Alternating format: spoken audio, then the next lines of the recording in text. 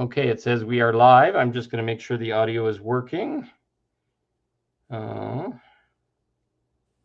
no easy way without echo, unfortunately. So there it says I'm live. There's no easy way without echo. Can you say something? Hello, can you hear me? It says I'm live. There's no easy way without echo. Can you say something? Hello, can you hear me? Okay, good. Awesome. I'm just going to tag you. Can you say something? Hello, can you hear me? Sorry for the echo. Awesome, I'm just gonna tag you. Can you say something? There you go, you're tagged. Okay, that's always, maybe someday I'll go out and edit all those things out in the future, but we are live and that's all that matters. Usually the picture is a little bigger here, but it's okay. So I'd like to welcome everyone to this interview with Summer Day. Summer Day is somebody I've met recently, and I participated in a modality she calls the Roxiiva healing technology. And we're going to talk about that. And I'll talk about my experience, and Summer will tell you all about what she does. And so go ahead, Summer. Let's start with what's going on for you. Okay, so the technology I work with is called Roxiiva. It is a hypnagogic light technology.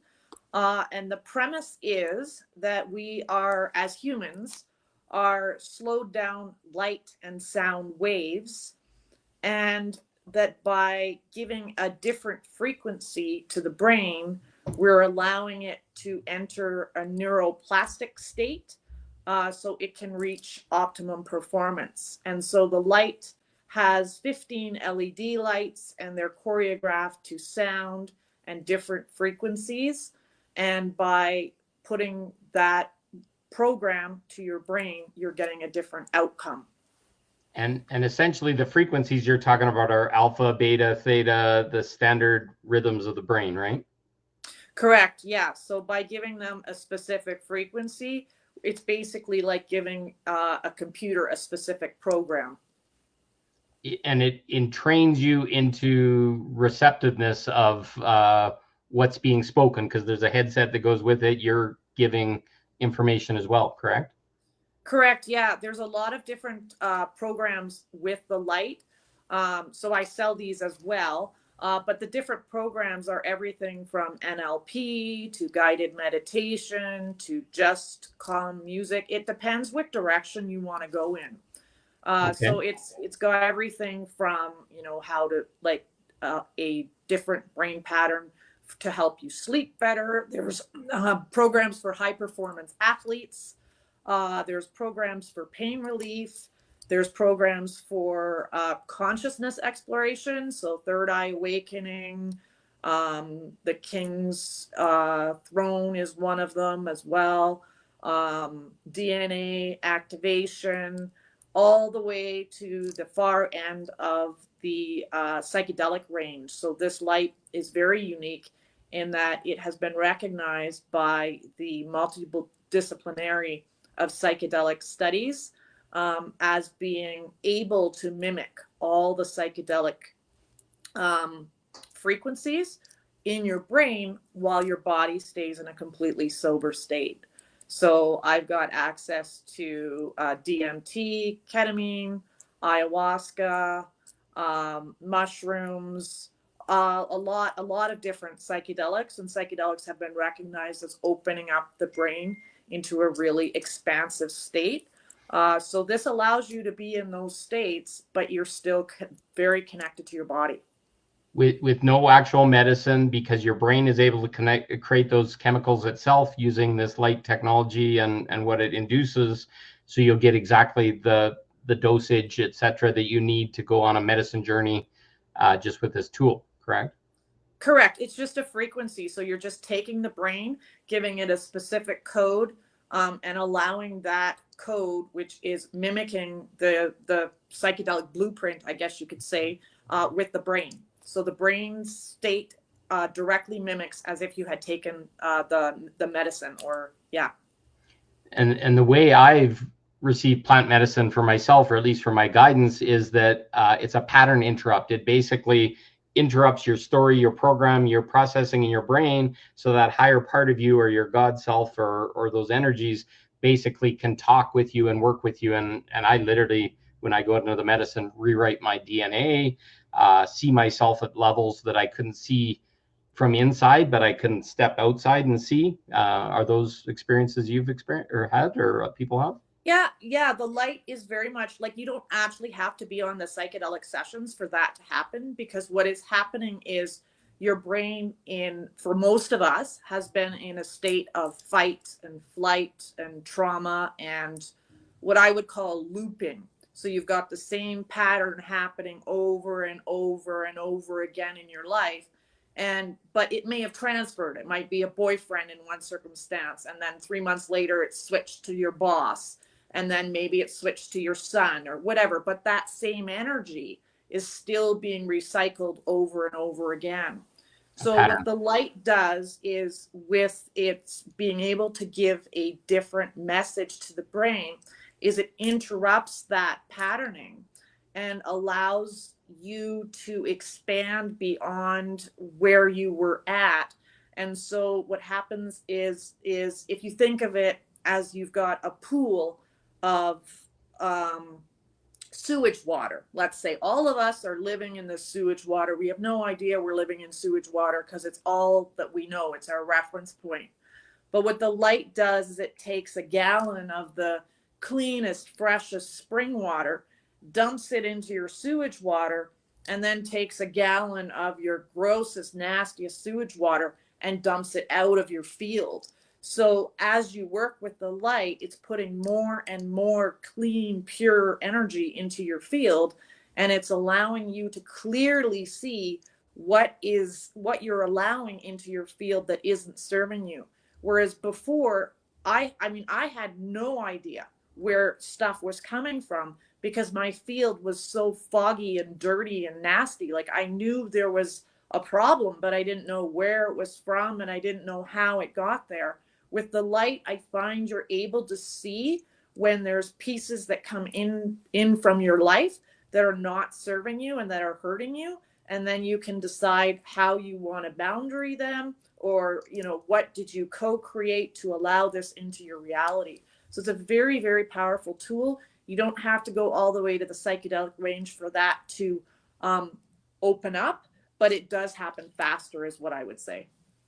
Beautiful. And what I might note is that I describe breath work in much the same way. When you're breathing in, it's fresh, clean water going in, and it's mixing with the tar and the black stuff that's your sewage water inside your belly, inside your chakras, and then breathing it out. So there's so many ways up the hill or the mountain. Yes, there's so many different modalities. So if, the light technology doesn't resonate with you, or you're epileptic, or don't like flashing lights like strobe lights, it's not for you. There's so many other ways to get there. This is just one modality that worked really well for me, particularly because I have a background in multi-generational mental health issues. So my brain was very much on that trauma loop where if one door was closed, I went into panic mode about, then this is going to happen, and then that's going to happen, and then I'm going to be homeless, and then I'm going to have no money. And so just catastrophizing like crazy.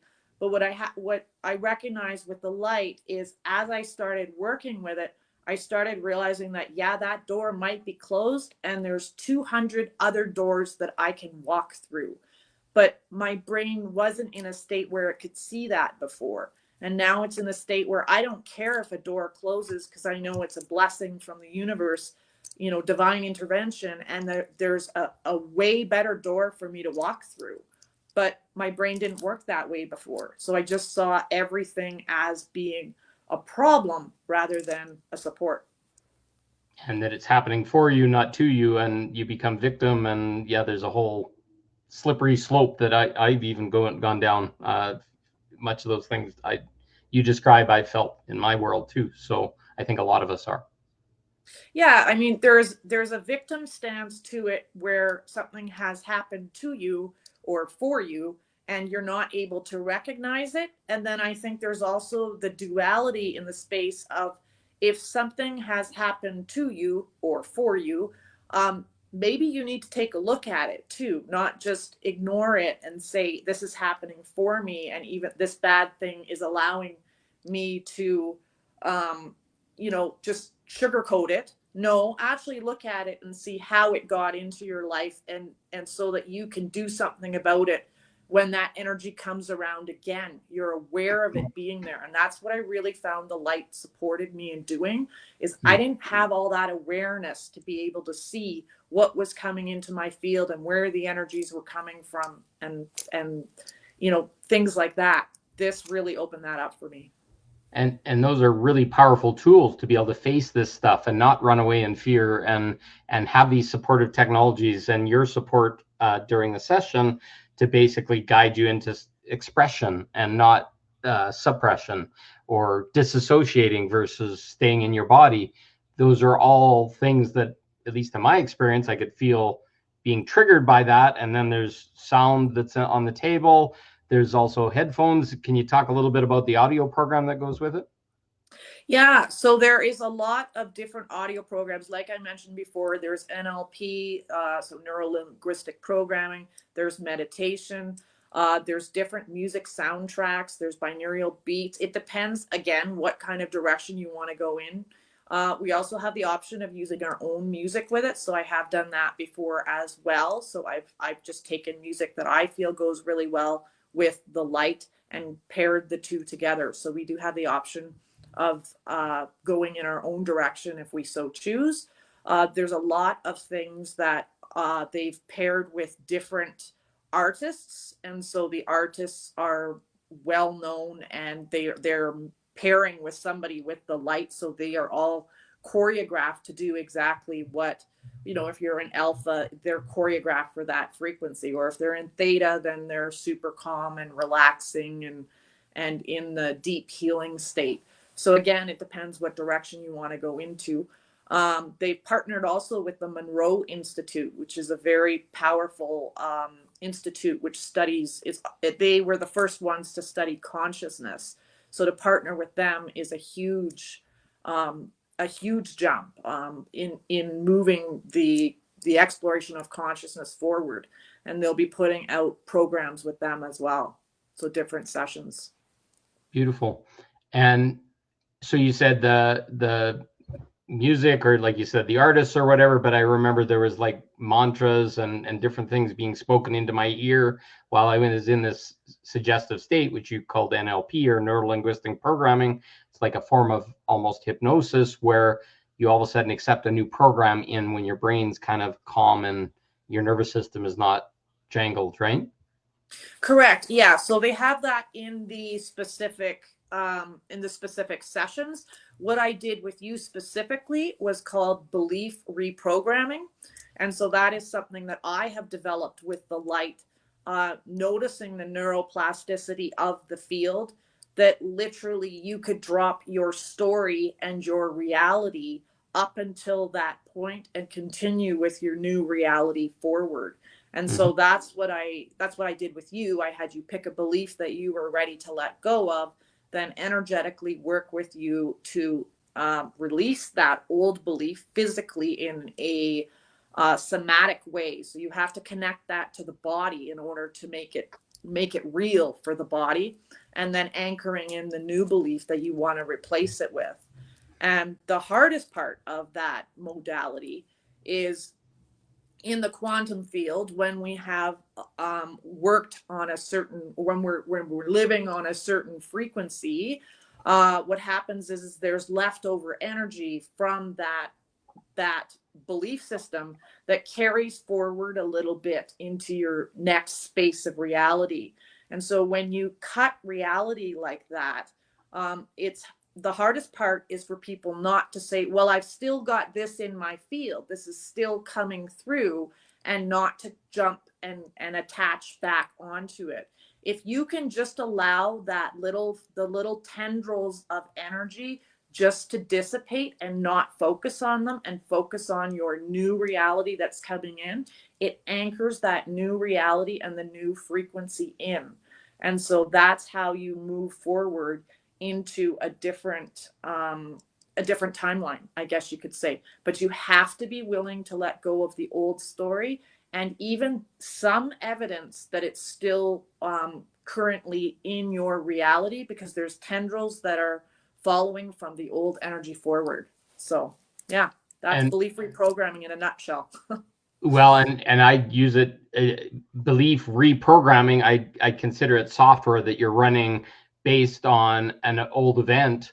And if that software says be freaked out when somebody yells, or be freaked out when this happens, or whatever, you can tie that back to, okay, my dad did that, or whatever. But the be freaked out is still existing, and you're maybe 50 years later or whatever. And once you can have that ability to say, okay, I'm not attached to that past story or self-belief or definition. I look at them as sticky notes stuck to your forehead of, yes, I'm scared of men, or my dad wounded me, or whatever. Once we start peeling those sticky notes off by opening the mind with this tool, and I want you also to comment on some of the other things that you did, but essentially that's what's happening, is we're ending programs, basically taking them out of our hard drive and not living from that program anymore. Absolutely. I experienced the Mandela effect with some of the work that I have been doing. So I had a very poor relationship with my parents from childhood until very, very recently.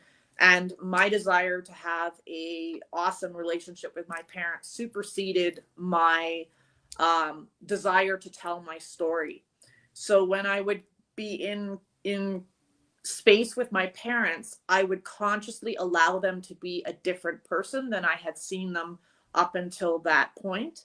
And by not reigniting who they were to me in negative space, it allowed them to step into positive space.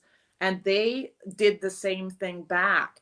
So now I'm in a space with my parents where I have dream parents. Like, they are the best parents ever. And I created that because I didn't keep reigniting that past reality. Mm-hmm. And So it's very powerful, the essentially, work you can do. our consciousness, or our brain, and what we believe in here is basically a projector, and our parents are part of that projection. So really, you made the change in here, and then you saw it appear outside, which is Absolutely. And I really had to get around the thought that how I perceived reality from a mental health issue perspective means that I was looking through my parents with a black lens as well. So not everything that I perceived or interpreted as black actually was black. It's more like a bunch of bumbling toddlers, running around and bumping against a wall. I don't really believe that their intentions were malicious, that it was just lost people guiding lost people in ways they didn't understand, were wounding. And that's all of us. Like, I'm a parent as well, and I look at how I raised my kids, and it was not ideal. And so having that compassion for, well, they didn't have a prayer knowing how to raise us, just like how I raised my kids was not ideal either. So having compassion for that space and allowing people to grow and be different than how you experience them, and realizing that how you experience them isn't accurate either. So we're in illusion of an illusion, which is, that is the matrix. That's what we're in. It's not real. We're perceiving it as real through our reality, but it's actually not real. Well, and what you just described is the definition of epigenetic or lineage trauma, where basically you're half the DNA and the programming of each of your parents, 50% of mom, 50% of dad, and you picked up all their shit, which is in the software on the DNA that we received. And now you're in shamanism becoming the medicine. You are being the tool that shuts it down. So you got all those things from your parents. I bet you were different to your kids because you didn't agree with some of the things that they did. So you changed already, but also you're pushing up the lineage trauma to the parents that are still existing. Can you imagine what's happening to all the grandfathers and grandmothers before that, essentially by making this change in you and this healing? Absolutely. It's a domino effect. Like I was just with my family yesterday, it was my mom's birthday, and we were talking about like my mom's mom who had like, so it'd be my grandmother who had severe mental health issues where she wouldn't leave the house and like everything caused fear.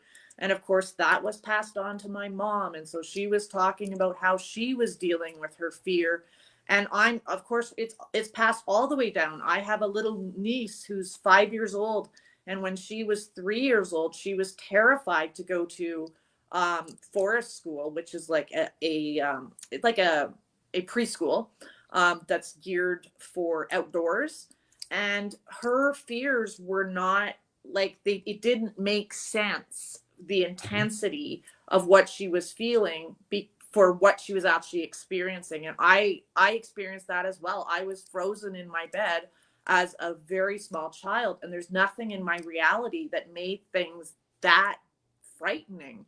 But because of the multi-generational trauma being passed through, an incident has all of the fears of all of the generations piled on top of it, which Mhm. makes it really intense. But in the same breath, as it gets released and sorted out, it takes the burden off of all the generations as well. So where we go one, we go all. Yeah, I started all this trying to figure out my own journey, but I've watched my mother transform, and now she's like actually an author, like she's doing what she wants to do with her life instead of just living in fear. I've watched my niece transform. I'm learning about boundaries from her because all of the women in our life, in our lineage, did not have good boundaries because of their experiences. And I look to my niece who's 5 years old to see what boundaries should look like. So we're all learning from each other.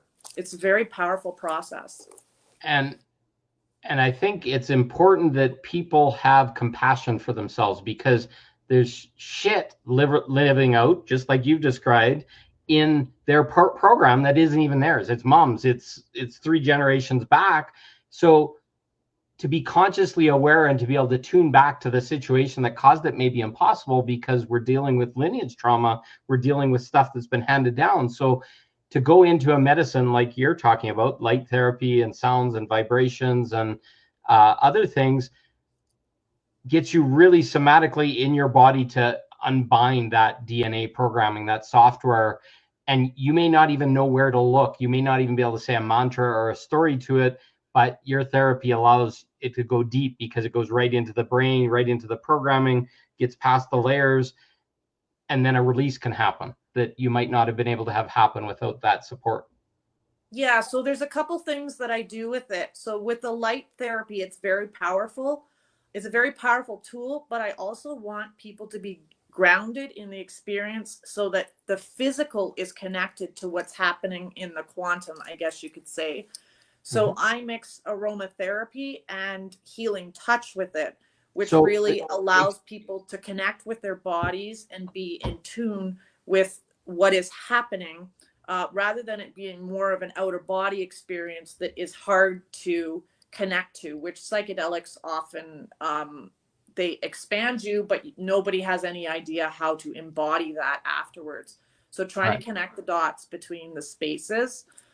With the light therapy, I it's akin to like we're all running on Windows 95 operating systems. It's time to upgrade and get us into our highest potential, away from fight and flight and fear and trauma, so we can expand and believe in our dreams and live our best lives.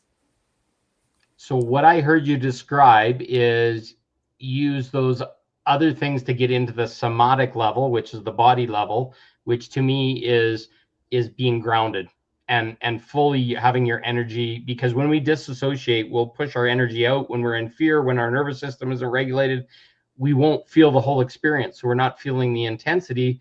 Where your tools, the smell basically goes into your smell centers, and it maybe brings back old memories. It may ground you. It may, you showed me, I don't know, half a dozen different, and smell them all and which ones work for you, because it's different for everyone. And then the touch, you massaged the fascia in my chest or whatever while we were doing this, which was really good. And I think even got you to ground my feet or whatever, because that's something that's important for pulling me back into my body. But we ultimately need to feel everything fully in our body for it to be released, is the way I feel it in my world. Does that sound right for you? Yeah, I agree 100%. I've been out of my body for pretty much my whole life until about 2015 is when I started being aware that how far out of body I was, not connected to anything. I could walk on coral and my feet would bleed and I wouldn't feel a thing. So massive disassociation. Um, yeah, huge trauma in not wanting to be, and then not even having awareness of not being in the body because I didn't have a reference point for anything else. So yeah, and what I find that's really interesting about this modality too is if you think of an iceberg, like when we did belief reprogramming with you, we were talking about the top of the iceberg, like what you actually consciously saw in your reality that you wanted support with. But there's all the layers underneath the iceberg as well. And so what's really cool about this technology is it defrags the subconscious as well. So if there's everybody's got programs and societal beliefs that we don't even know that we hold, and it defrags all of that from under the subconscious. So you're not just working with that top layer of what you think you're working on, you're working on all the layers underneath, and it unlocks things that you didn't even know were locked. And so that's what I'm finding is like super cool with this, is that it's unlocking and giving me access to a reality that I didn't even know I wanted or know I had possibility to achieve or dream or be. It's just, yeah, it's a totally different reality.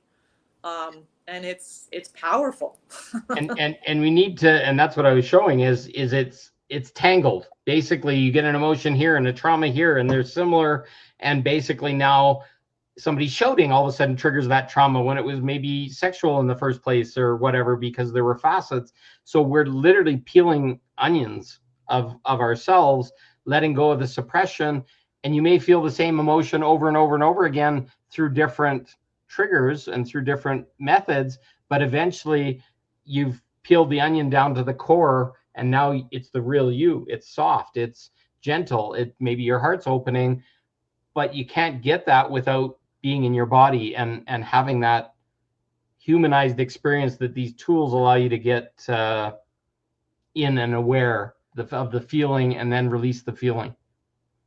Yeah, I would agree 100%. The somatic piece of being in your body allows it to have meaning in this time space reality. Otherwise, it's kind of a concept that you understand in out here but have no idea how to embody in this time space reality. So, yeah, I would totally agree with that. Absolutely. And I think it's important people be aware that you've combined a whole bunch of modalities to make a way more powerful modality, right? You talked about using essential oils, healing touch, sound. You've got a vibration, a speaker mounted under your table that's moving all these vibrations through your body at the same time the light's going on. It's important. The other thing, before we get too far, I want you to describe what the process looks like, what the head looks like, where it is, because it's not going straight into your eyes. It's actually a closed eye process, and it creates patterns and Mandela effects and all these kind of things inside that may not have existed, and that may be different for every single person. So talk about the merging of what you've learned and how that's made your modality way more powerful. Okay, well, I'm a bit of an experimenter, and ever since COVID, I've learned to question absolutely everything. And so I have gone into it very much as an explorer and tried different things together, first with myself and then with some guinea pigs, and then kind of come up with a program for it, for what I'm doing. So I have a basic, a light session, which all of my light sessions include aromatherapy and healing touch, which are optional. But they really help ground the energy while the brain is in a very expansive state. So I deal with a lot of people that have, well, I mean, half the planet is in some version of trauma, fight, flight. And so it's really important that in the experience you feel supported and safe, because any modality that is like a stress for you is not helping you. And so I need the body so it's completely calm and relaxed. And most people find aromatherapy and even just holding the ankles or feet or a hand on the shoulder, even if I'm not like all on different parts of your body, like I would do more for energy work, that seems to work really well.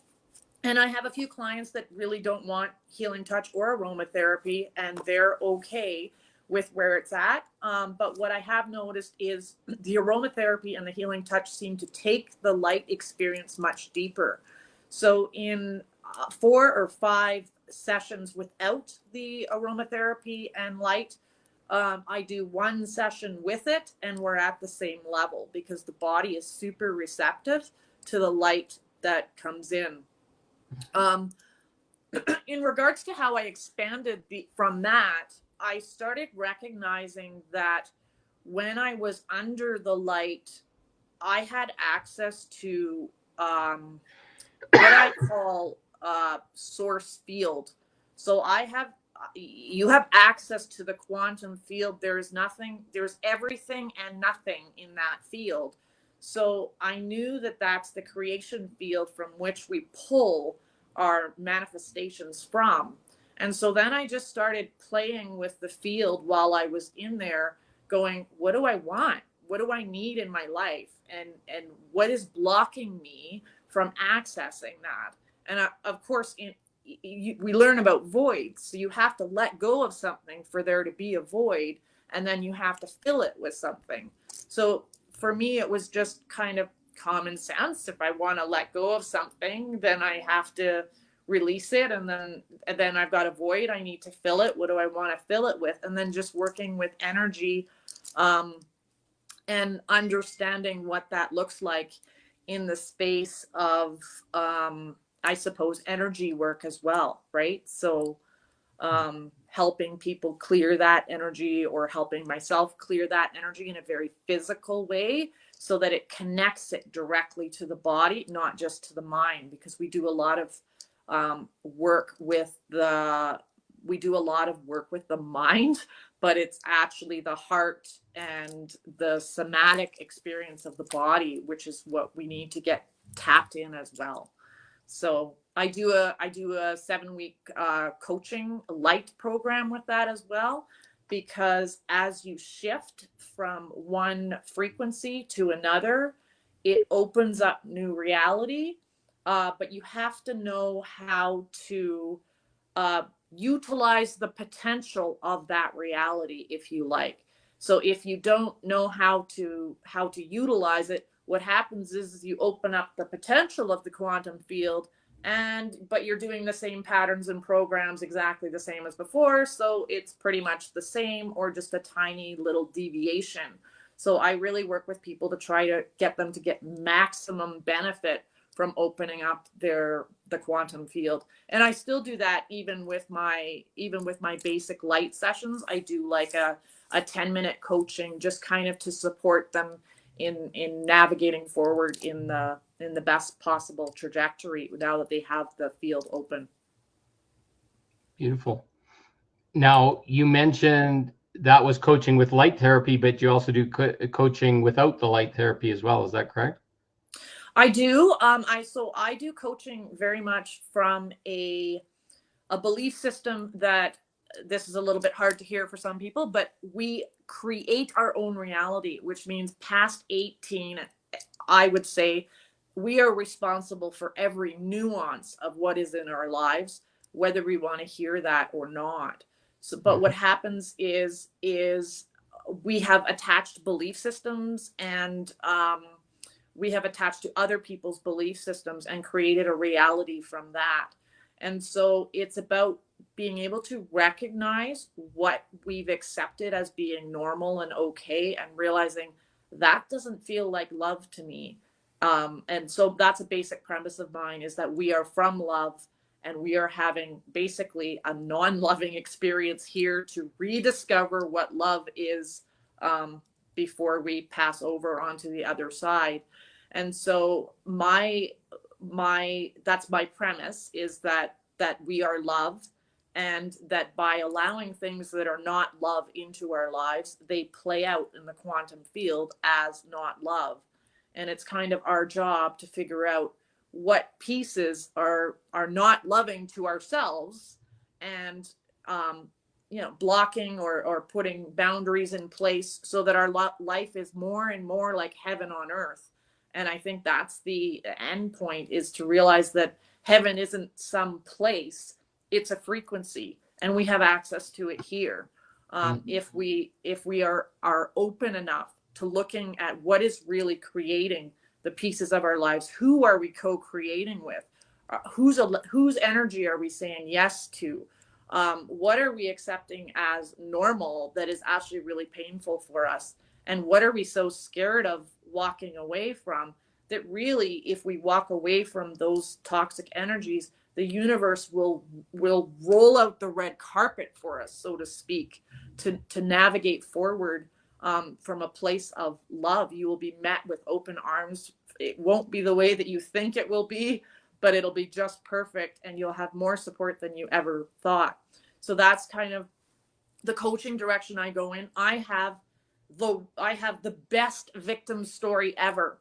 And I realized that in order to actually feel empowered and feel like the heroine in my own story, I couldn't allow somebody that much power in my life. And if I had made that much of a disaster of my life, then I could undo the disaster. And if I had that much power over what I was creating in my life, then I'm going to create the good stuff, the things that I actually want, take my power back, and not allow these people in my life that caused me great pain. Well, they couldn't have caused me great pain if I didn't allow them to, right? And so if I put boundaries in, if I said no, if I did all these things, they wouldn't have been able to do that, because they wouldn't have been in my life to do that. And so that's where I go with coaching. So I support people in taking, I suppose you'd say, accountability and responsibility for what they've created in their lives. And still, I have an immense amount of compassion. I have been through hell and back. And so I understand the space of going, how the heck did I possibly create this? And how do I undo it? So I've walked in the trenches. I am not a psychologist that's sitting in a chair with a bunch of degrees. I have no degrees, and I've walked every single trench that you will have to walk through. So, and that's essentially your shadow work, and you couldn't have done that without having had those experiences, checked off all the check boxes of trauma and other things. Now you can reflect for people that it's a choice whether or not you keep going down the well-worn path that gets you into the same shit again, or make a choice to go left turn today, because the mount or the cliff is on that side, and every time you get on the cliff, it takes you a month to come back. So now you're grabbing the side of the toilet instead of going down the swirly hole. And it's like, oh, this is ugly and I feel dirty, and well, go have a shower afterwards because you climbed out of the toilet finally. And sometimes it takes that reflection, and only you can say, well, you keep choosing to go back to that person that's hitting you. You keep choosing not love. And essentially what you described is essentially what duality is. We all came from love and a spirit that was only love, and if that's all it knew, we came to have a dual experience, separated from God and source or whatever you want to call it. And now you're having the opposite, and you're determining how you respond in the opposite, because all you've ever felt was the good or the love or the unconditional love, and now you're seeing conditional love because it was programmed into your ear and told by your parents and society, etc. So you can have this experience of breaking out of just heaven and know and trust how much better heaven is, because you've experienced hell as well. Yeah, I mean, I don't like, I look at the new generation coming in, and like my kids and my niece and nephew, and I don't feel like we have to have uh that experience in order to experience the good, but I do think that collectively as a whole we had to experience that in order to have that level of light, so that the level that is coming in now will not have to go through what we went through because we've already done it. And so it's leveling everybody up and everybody through, but I don't necessarily believe that you have to have dark night of the soul in order to find the light or whatever. But I do think that our lives are, you do have to experience duality in order to know what direction you want to go in. And Mhm. so if you're born into a space where you're always supported and loved and valued or whatever, you're going to feel very off kilter if all of a sudden you go to school and you experience something that's not love. So you'll correct really, really quickly. But if you were in an environment where your home environment was kind of not emotionally supportive, it's just Mhm. another piece of the puzzle that you don't understand is off because it matches your home environment. Absolutely. So there's those spaces too, right, where you're not, if you're in a space where you're not supported, you're not going to notice not support because that's all you know. But if you're in a space with support and you experience not support, you're going to see very, very quickly, oh, that doesn't feel nice because mom and dad support me, and that feels really gross over there, right? So Mhm. that correction is way faster because you have a reference point, a stable, secure foundation for who you are. Whereas most of us grew up and our foundation was brutal. So we didn't even have a reference point that there's a predator outside in our community because we had a predator inside our house. Yeah. And So, that's, I would suggest people listen to this and look back, because I thought I had the best childhood in the world. I wasn't raped by my parents, and I grew up with religion and all this kind of stuff. Some of those things were the very things that suppressed me. My mother was raped as a child, and I had a narcissistic mother, but I thought that was love. So I created all my love relationships as narcissistic. I had a father that was damaged as a child. His dad died right before the wedding night, and I was conceived on the wedding night. Can you imagine the energies and the slur up that was there wow. that I received as an infant? And my dad's dad had a heart attack when he was 12. He had to grow up at 12 and run all the farm machinery and transport his four brothers and sisters around and fix everything. These all went into me. These are all part of the program that created me. So I can go back and I can say, I had a really good childhood. But after a while, I realized I was traumatized. My dad screamed at me over vegetables and threatened to spank me as a child at the dinner table. And I'd cry for 4 hours at the table because I couldn't leave the table until I ate my vegetables. And I had a strong will, and I would not ever eat my vegetables until the point that I went right to bed after eating. Um, these are the programs that we thought were good and thought were normal and thought were love, but weren't. And so you are skewed, whether you like it or not, in one way or the other. So we created a version. We selected our parents before we came. We created all this stuff to push us into finding ourselves in our fullness. And I stayed unconditional love, even though my mom was narcissistic and I couldn't breastfeed to her because her milk felt like sour to me, basically. It made me stronger for a long time. I ran around and was like, oh, women are bad and geez, they're all like my mother or whatever, which wasn't true. But it was the thing that I had to move through to find my power because I was victimized by this pain. My ex-wife was my mother again, had the same rape traumas and other things, and she's passed that on to my kids.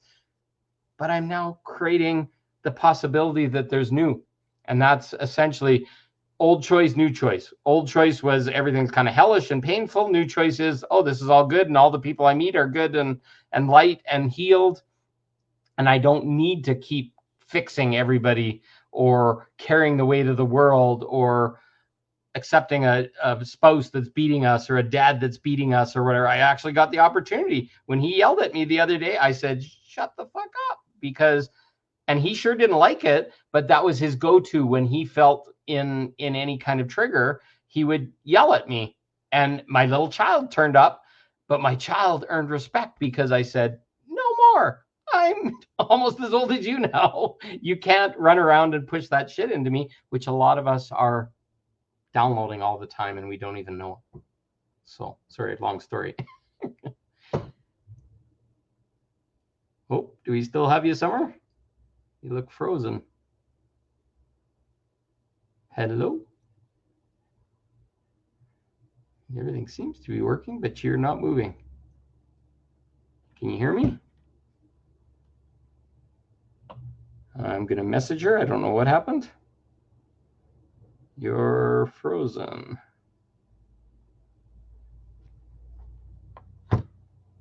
Oh, yeah, she dumped out. Hopefully she'll come back.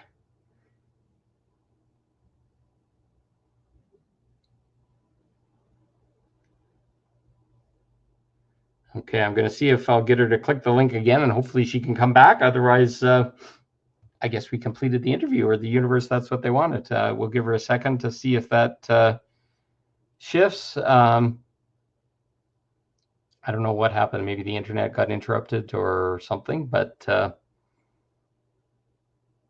we'll see if she is able to return. Sorry, technical difficulties in all our retrogrades and other things that are going on right now. Oh, there, she is back. There we go. Perfect. Yeah, I would just say, my experience with that is look at the story to figure out what your pattern is. So all of these people played a role in your life. Absolutely. Stop telling the story. Look at the energy that's coming forward. So you've got narcissism, and you've got what is that called? Like rescuing people, saving people, right? That's true. And so then you want to look at that. How are you allowing narcissism in your life? Usually with narcissism, empaths such as yourself attract narcissists. So you want to be careful that that's not following you into your next reality, and that you're not allowing people to take things for free, that you have your own value, all of that kind of stuff, right? So it's never about the other players in your life. The other players in your life are there to show you what in your life is not love. So then you can do something about those other pieces and bring yourself back to love and experience heaven on earth. That's my goal anyways. I don't know what everybody else's goal is, but that's the way I see it. So the story is not there for you to tell over and over again. It's there for you to glean information from, to see what you're doing that's not love, and to correct it. So that's how I look at it. So it takes the lens off of victim and turns it completely into responsibility. Who have I allowed in my life? What did I allow them to do? And where do I want to take my power back? And so, essentially, and the only reason I even mentioned it is because a lot of people are lost in these exact programs, and they may not even see it. And it's just a reflection for them. Oh, I had that same thing. I had this happen. We've moved out of it, essentially. I only share them because it's so insidious how, like narcissism and other things, if you don't know any other version of love, it will go into your mind. I can be the strongest narcissist in the world, but I would never choose to do that, because narcissism is just taking love. It's this manipulative way of, I don't deserve it, but I'm taking it. So we're transcending it. We're literally closing it off with these tools, and you're reprogramming, etc., so that it never has to play again. Right. And it's also not about you trying to correct the people that are narcissists in your life either. It's not about trying to make them right or wrong or whatever. It's about you getting your information and moving forward. That is the fastest way to get out of victim. I have been in really dire circumstances as far as victim is concerned. As soon as you start doing that, people start leaving your life in swarms because they've been bringing things into your life that are not love. Doors start opening, and more your friendships upgrade.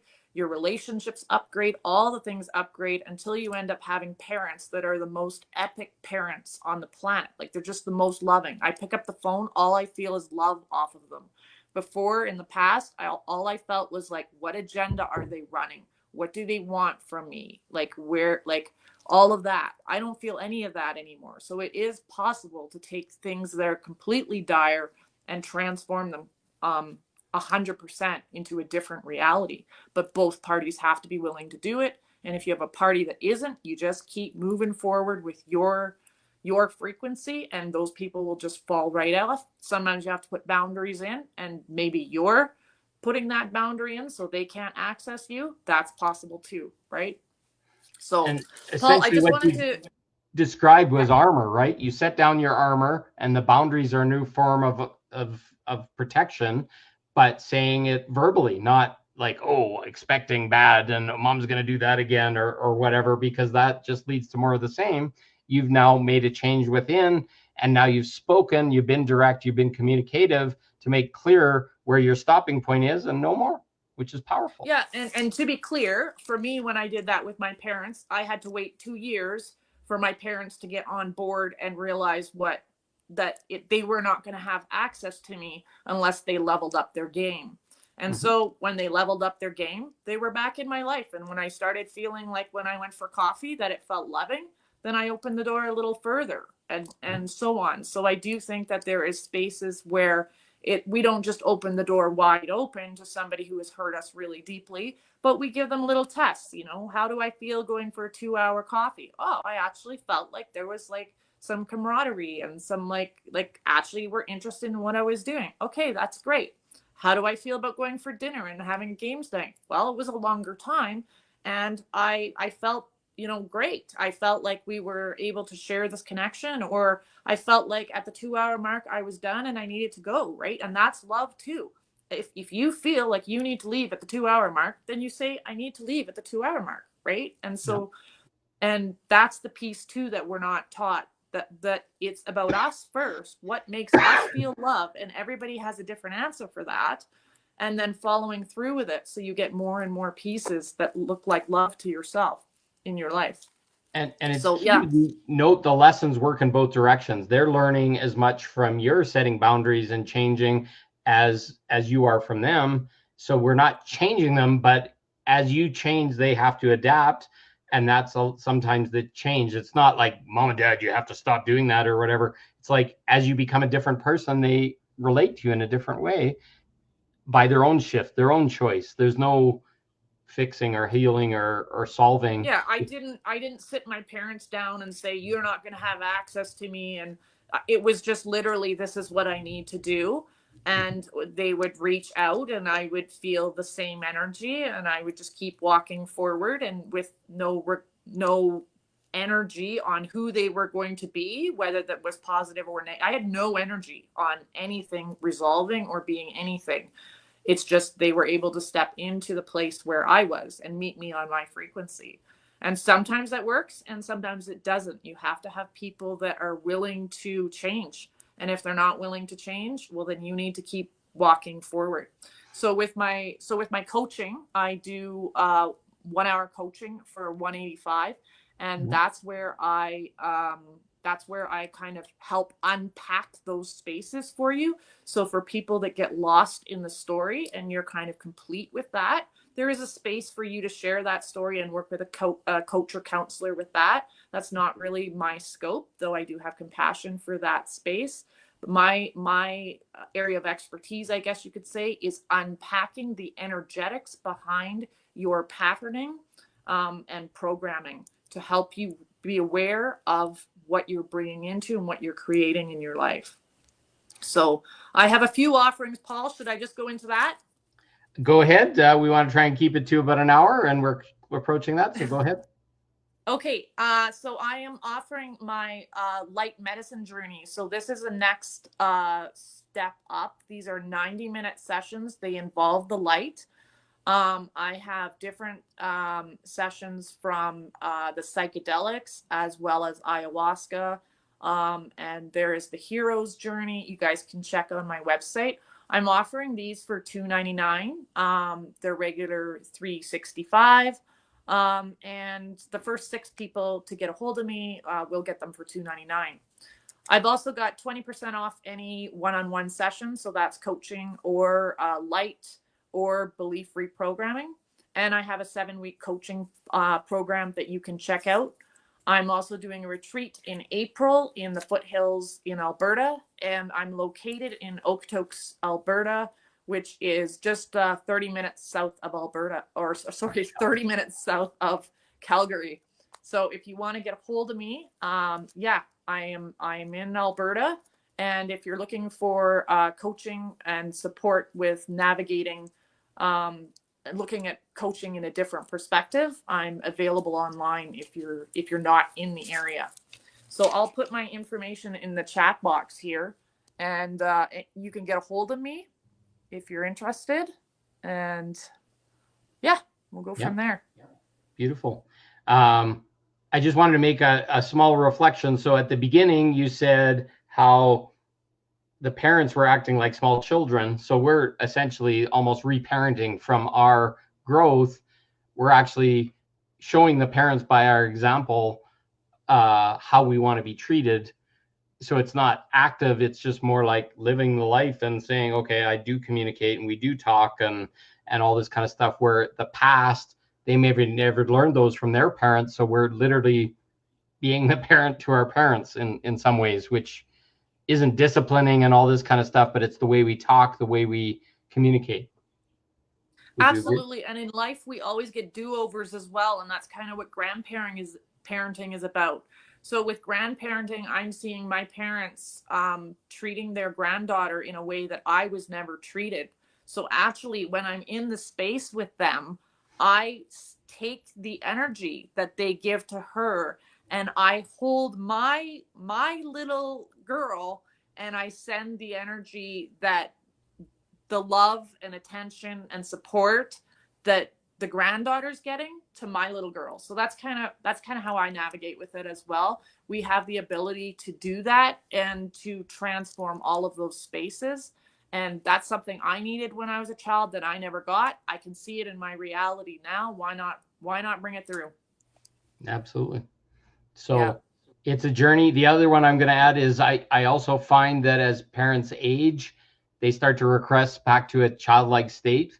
At least that's what I'm finding. My parents, they've been diagnosed with dementia and other things. So they turn into that little boy or that little girl that's inside them still, that maybe hasn't grown up, and it's going back to that state sometimes. So just have compassion for your parents, because I think that's a natural part of aging, that as their brain breaks down or their hold on reality starts to shift, things will shift and change in the way they act. So give them some compassion when that happens, at least in my world.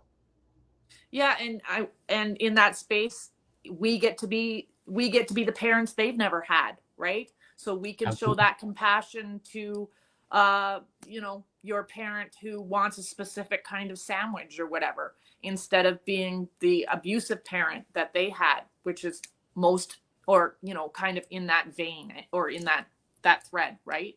Mm-hmm. So it can go so many different directions. We can all heal in all the different ways, and all support in all the different ways, both back and forward, and multi-generational, and on it goes, right? So absolutely. I'm gonna let this conversation end for now, Paul, but if you want to do another interview, I'm totally open to that. Okay. It's been great chatting and hearing your perspective on things. And we have a lot in common with your breath work. It's all the same things, right? It's just a different modality, different way to get there. So and awesome. Find somebody you can trust, and you've got an opportunity with Summer's energy to feel it, to hear how she does it. So please look her up, and if there's any questions, put them in the chat or in the comments underneath, then Summer will. Perfect. My business is called Summer's Alchemy. So it's Summer's with a dash alchemy. And I'll put that in the chat. You can look. I've got all kinds of what is hypnagogic light therapy? I've got testimonials in there and all the different offerings. So you can check me out there. It's important to know that the 15 LEDs that she was talking about and all the things we were talking about is hypnagogic, which kind of just like surprises people, but that's exactly what that process is called. We should have said it sooner, but that just to tie everything that was spoken earlier back into, it's a round head that sits about 3 feet above your head and flashes on your eyes, and you close your eyes. It's not a direct look in the lights kind of thing. It's entrains you. Yeah. Perfect. Perfect. Awesome. Thank Thanks, you, Paul. Summer. You Okay. have a great day. Okay, you too. Thanks, everybody. Bye. Okay, I'm going to end the stream here. Okay, let me just post my